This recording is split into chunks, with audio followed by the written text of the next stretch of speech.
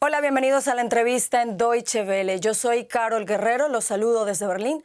Y hoy vamos a hablar de dos fronteras colombianas que están siendo noticia en este momento. De una parte, han surgido tensiones entre Colombia y Perú por la soberanía de la isla Santa Rosa en la frontera amazónica. Gustavo Petro dice que no reconoce la soberanía de Perú sobre la isla, mientras la presidenta peruana Dina Boluarte afirma que no hay ningún tema limítrofe pendiente para tratar con Colombia. De otra parte, Colombia y Venezuela han firmado un acuerdo para crear una zona binacional que abarca los estados venezolanos de Zulia y Táchira y los colombianos de Guajira, Cesar y Norte de Santander.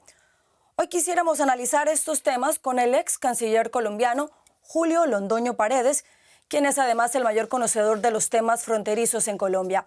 Ex canciller Londoño, bienvenido a Deutsche Welle. Muchas gracias por estar con nosotros. Un cordial saludo para usted y para todos sus oyentes. Ex canciller, quisiera comenzar preguntándole por estas tensiones entre Perú y Colombia. ¿Qué tan justificado es el reclamo que hace el presidente colombiano Gustavo Petro a Perú por la soberanía de esta isla Santa Rosa? Bueno, ese es un problema que lleva muchos años. El problema es que el río Amazonas, el río más grande y caudaloso del mundo, es un río vivo, es un río móvil. No está rígido en un momento determinado y en el tramo fronterizo entre Colombia y el Perú, con frecuencia aparecen y desaparecen islas por la dinámica misma de la hidrología del río. En el año de 1929 se asignaron las islas que había en ese entonces, a Colombia unas y al Perú las otras. Lo que pasa es que a través de los años esa situación se fue modificando y pegada, digámoslo así, a una isla peruana que se llama Chinería, cerca de la población de Leticia, se pegó, digámoslo así, otra isla producto de la sedimentación del río. Esa isla se llama Santa Rosa y se unió prácticamente a una isla peruana asignada. Sin embargo, esa isla de Santa Rosa no está asignada a ninguno de los dos países. Entonces, el Perú sostiene que esa isla de Santa Rosa es una simple anexión, una prolongación de una isla ya asignada y que por lo tanto es peruana. Colombia sostiene que esa isla no ha sido asignada ni a Colombia ni al Perú y que por lo tanto hay que tomar una decisión sobre la asignación de la isla respectiva.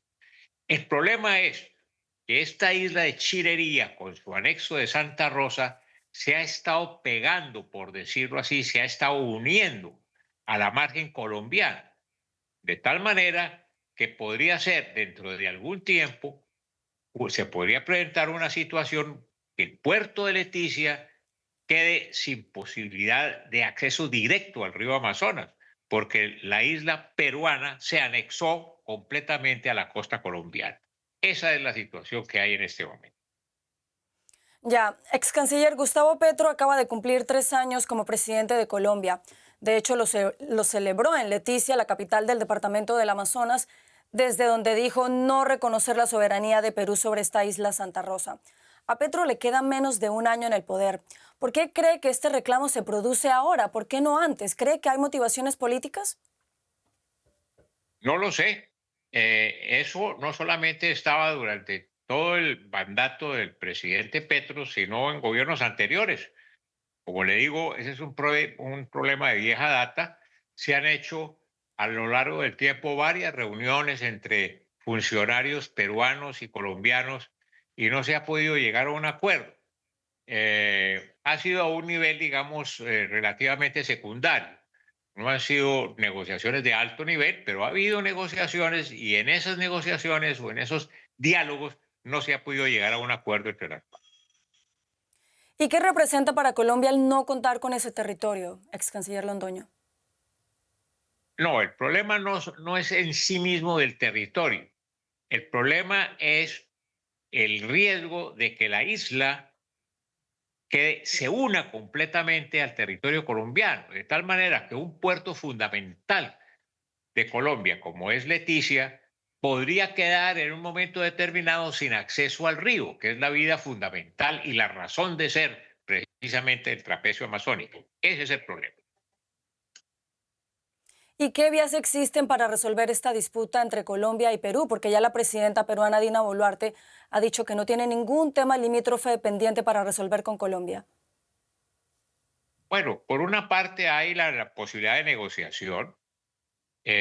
También en un momento determinado se le podría pedir a un organismo internacional especializado que haga un estudio y dé una recomendación a los países sobre el particular, o en última instancia se puede acudir a la Corte Internacional de Justicia porque hay un acuerdo específico entre Colombia y el Perú que así lo especifica. Bueno, hablemos ahora del llamado acuerdo, de este acuerdo, llamado Zona Binacional firmado por Colombia y Venezuela. Usted ha expresado recientemente preocupaciones relacionadas con la seguridad en esa zona. ¿Qué es lo que más le preocupa? ¿Cuáles son los potenciales riesgos de esta zona binacional acordada por Nicolás Maduro y Gustavo Petro? Pues la preocupación fundamental es que precisamente esa zona ha sido una zona que ha tenido en Colombia una confrontación muy complicada entre dos grupos armados, el ELN y el Clan del Golfo, que están buscando precisamente las rutas de acceso del narcotráfico o las rutas de salida del narcotráfico en la región del Catatumbo. Más de 60.000 personas han sido desplazadas, 100 muertos, soldados, policías, etcétera. Y es bien conocido que en la región limítrofe, el estado Táchira, están los grupos armados colombianos en territorio venezolano. Entonces, establecer una zona, una especie de zona de tapón, digamos así, entre los dos países, es sumamente riesgoso en una situación de esas características y en una zona de esas condiciones. Críticos de este acuerdo, ex canciller, advierten de la pérdida de soberanía en esos tres departamentos colombianos. ¿Comparte usted esta inquietud? No, yo no creo que haya una pérdida de soberanía. El problema es la presencia de los grupos armados. Esa es la situación. Como usted sabe, hace tiempo se presentó un problema muy complicado en la zona del Catatumbo. Esa situación prevalece todavía, no se ha podido solucionar. Es una zona con una enorme cantidad de cultivos ilícitos y una zona de salida de la cocaína, naturalmente, que sale en buena parte por Venezuela. Entonces, establecer una zona ahí binacional es muy complicado en un momento como el actual. Desde el punto de vista de las relaciones internacionales, ¿qué representa para un gobierno democráticamente elegido como el de Gustavo Petro en Colombia realizar este tipo de acuerdos con un régimen señalado de fraude electoral en las elecciones de julio del año pasado, con graves acusaciones de violación de derechos humanos y por cuyo líder, Nicolás Maduro, Estados Unidos está ofreciendo ya 50 millones de recompensa por considerarlo, según palabras de la fiscal general Pam Bondi, uno de los mayores narcotraficantes del mundo? 50 millones de dólares estamos hablando, ex canciller. Naturalmente que es el hecho de concertar un acuerdo de esas características con un gobierno como el de Maduro es complicado, especialmente cuando todos sabemos que los grupos armados o grupos armados colombianos están en territorio venezolano y que funcionarios venezolanos los han protegido y les han brindado apoyo y refugio en territorio venezolano. Ese es el riesgo fundamentalmente que yo veo en ese sentido y es un acuerdo muy vago, muy impreciso.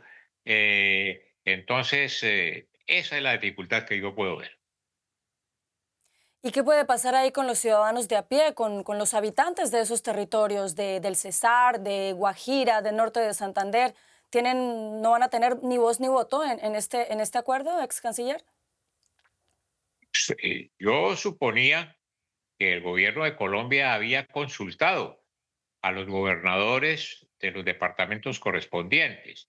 A pesar de que el señor Maduro se refirió a tres departamentos colombianos, a La Guajira, al Cesar y a Norte de Santander, en el acuerdo solamente figura Norte de Santander.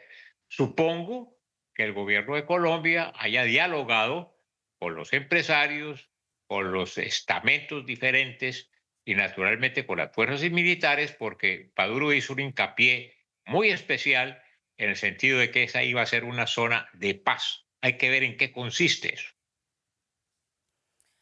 Bueno, ex canciller, ¿qué tan fácil será deshacerse de este acuerdo si el ganador o ganadora de las próximas elecciones presidenciales que tendrán lugar en Colombia en el 31 de mayo de 2026 decide romperlo?